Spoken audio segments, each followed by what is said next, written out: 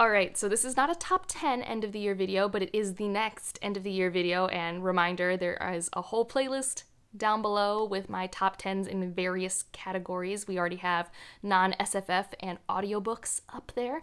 So this is going to be me discussing the short story collections and anthologies I have read in the past year, including December of 2020, and we're going to do it roughly in the order I read it. I could not rank these because that would be very, very difficult. So we'll start with a collection, How Long Till Black Future Month by N.K. Jemisin. This was a collection I finished in December of last year. I do have a vlog where I go through all of my thoughts on all of the stories in the vlog. I love this collection so much. Jemisin just plays in it. I know some people say start with short story collections to get to know an author's authorial voice. I kind of disagree with that. I actually think someone writes very differently in short form than they do in long form, and although this is very much Jemisin's voice, it's a very different type of storytelling than is in her long form. So I'm not sure if that's what I would ever recommend, but I would never not recommend that you read a Jemisin book, so take that as you will. I just enjoyed watching her play with different avenues. She had a story set, several actually, in New Orleans. She had one set in an alternative future based off a way the Haitian rebellion might have gotten differently. She had some inspirations for the orogeny in the Broken Earth trilogy, a story that inspired the Dreamblood duology. The prologue of The City We Became is actually a short story in this collection. There's just so much fun to be had. There's a story in here where I'm like, Jemisin, write me a romance. There was like a Regency romance-ish part to a short story, and I was like, write me a romance. And she does do romance, in my opinion, very well in her books, but they're never romance books, right? So, I mean, I love Jemisin, so obviously I love this collection, but I just really enjoyed how much she got to play around and the different things that were in it, and I can't wait to reread it one day. And also her introduction was just so great to read, but as I say, I would read her grocery list. That's just who I am. And the next anthology I read in the beginning of the year was Love After the End. This collection was kind of not a miss, but it's not extremely memorable to me, and I kind of thought that's what would happen after I finished it. I love the assignment of this collection. This is supposed to be utopian/dystopian stories written by indigenous voices. And I think that assignment is actually really good, and I think a lot of the stories actually do compelling things with that premise. Just none of them really stuck with me, unfortunately, and I can't really pinpoint why that is. For sure, there were some that I liked talking about because I did buddy read this with my friend. I felt like a lot of these stories I would have preferred them maybe to be a bit longer to retain some memorability or something like that. There was one that I did really like that I believe was by Darcy Little Badger that was really interesting, had this really interesting kind of craft and what it did with this one character and stuff like that. And I did like the emphasis on potential future utopia versus dystopia. So I'm not disappointed in this anthology. It just didn't have as many hits for me as I typically would like, especially since anthologies are always mixed bags. We always know that. Next up is a collection that you can really only read after you read the series, but that's Hexarchate. This is the short story collection for the Machineries of Empire series, which I love. I have a series review where I also talk about whether or not you should or shouldn't read this collection. There is a novella at the end of it that is basically taking off after the third book, and I think if you love the characters in this series, you have to read that novella. That's my opinion.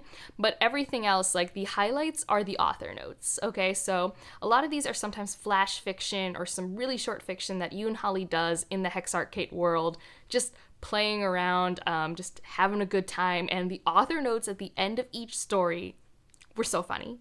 This is when I learned Yoon Ha Lee is hysterical.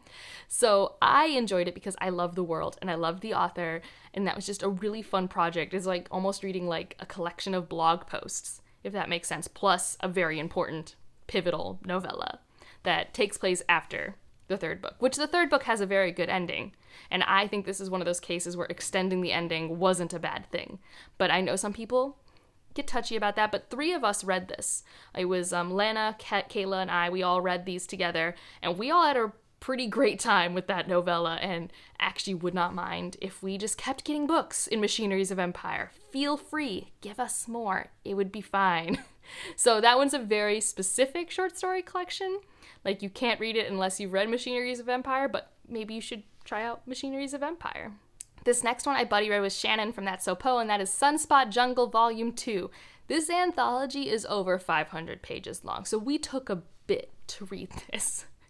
I think I forced myself by accident to read the first volume in 3 weeks, and that was too fast.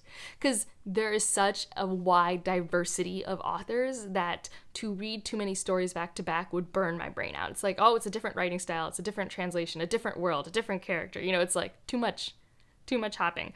I do believe, and I'm so sorry if I'm lying right now, but I think on my Goodreads and Storygraph I have listed my favorite stories. So I will have that link down below, and you can go check that out if you want.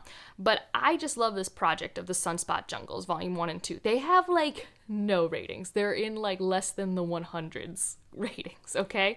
Like, severely underrated works of fiction that I think were done as a Kickstarter for this small publishing house and had beautiful artwork. It's literally 1,000 pages of short stories by a whole range of authors from all over the globe. It's fantastic. I have found so many short story authors that I like and authors that I want to look into their other fiction. It was such a fun project. Now, that said, it's a 500-some page anthology. Not all of them were hits, and I read all of them. Shannon DNF'd like half of them because that is like kind of the range of it. So, I don't know, I think it's awesome. I think their covers are really pretty. So I think it's a great thing to look into, especially if you are trying to find new short story authors. It's a great place to pull from. So yeah, go check that out. And now we have New Suns. This is, I think, my favorite short story anthology that I've ever read. Mainly because anthologies are very hit or miss, right? Like I just said, Shannon DNF'd like half a book of its stories because she didn't like them. And that's very fair.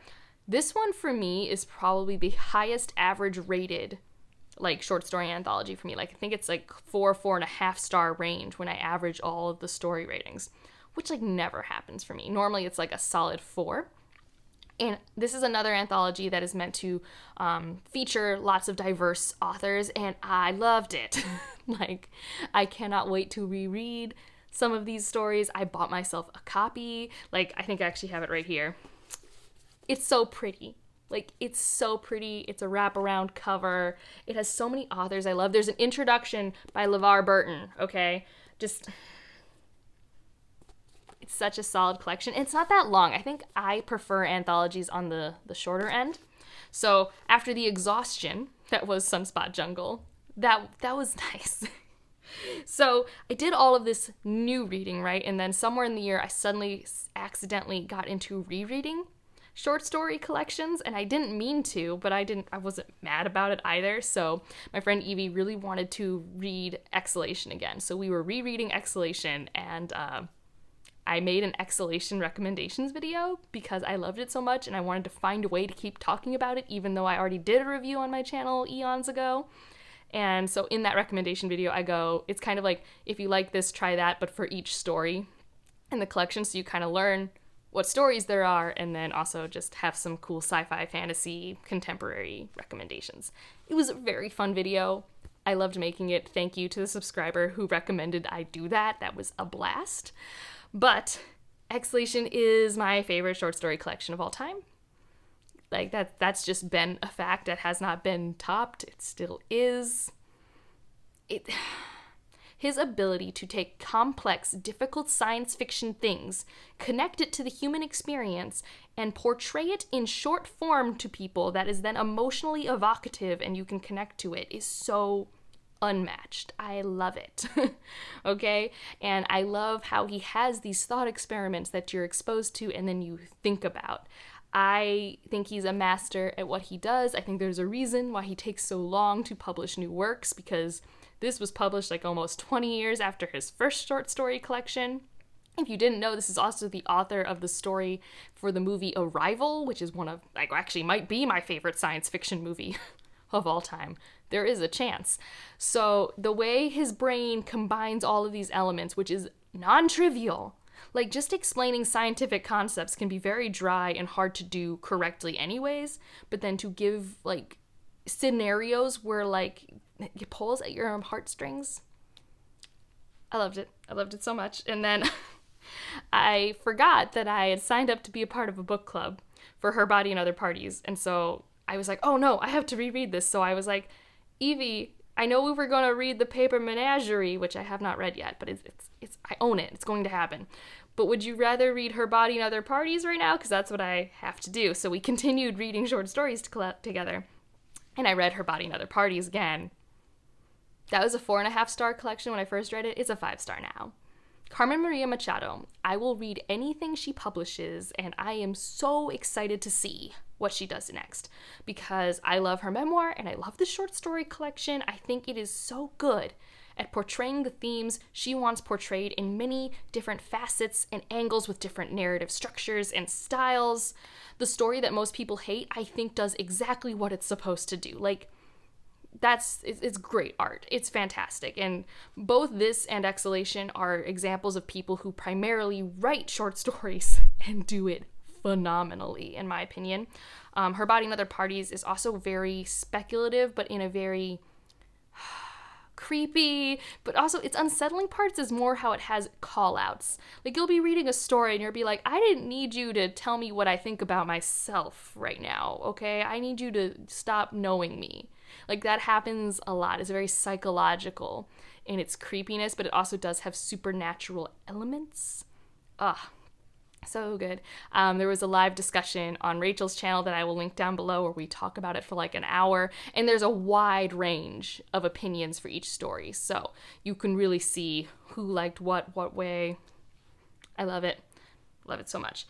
And then the last short story anthology that I read was The Mythic Dream, and I also sort of buddy read this with Evie. Evie and I apparently are short story buddy readers now. That happened quite organically and accidentally near the end of the year. And this is an anthology where the assignment was take a myth, retell it, or subvert it, go. And authors took from all parts of mythology, all parts of the world, and I do have for sure a story graph and a Goodreads where I list out my favorites from that. It was largely really good. I don't think I liked anything less than a 3, and when I gave it a 3-star, it was more just like, this was fine. Like, nothing angered me, nothing upset me. There's for sure a story for everyone in here, and there are author notes for each one, so you can figure out why the author chose the myth they chose and actually learn a little bit maybe about the myth if you weren't familiar. So, really great.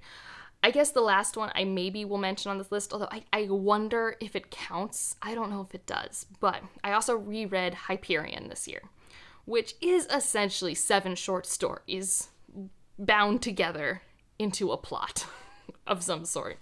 And so I reread that and I did a discussion on the Library of Alexandra's page. It was a great time. So I will just point you to that. That is a sci-fi classic, and I don't even know what the word classic means. It came out at the end of the 80s, and it's a Hugo Award-winning book. It is not my favorite in the Cantos, but you have to read it to read the good books in the Cantos. Because it sets everything up. Ryan just finished it, and he's like, it's just a big setup book. And I'm like, yep. That is true.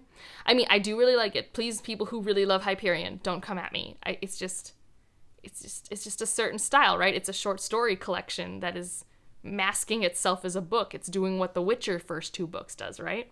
So that's kind of why I put it on this list. But those are all the short story things that I've read this year. I'm pretty happy with it. I hope to continue reading a good handful of collections each year because I like reading short stories. I think it's a fun time. Let me know any short story anthologies or collections I should have on my radar. I already own The Paper Menagerie, and I have 2 other anthologies. I do want to know a few more collections. I also want to read the Ken Liu's Hidden Girl one, but I would like other authors as well. I feel like I have like 5 things on my radar, and I would like to have like 20. So feel free to make recommendations in the comments, and if you want to leave an emoji, leave a sun because of new suns. I feel like that works, and like if you liked it, subscribe if you want to, and I'll see you in the next one. Bye.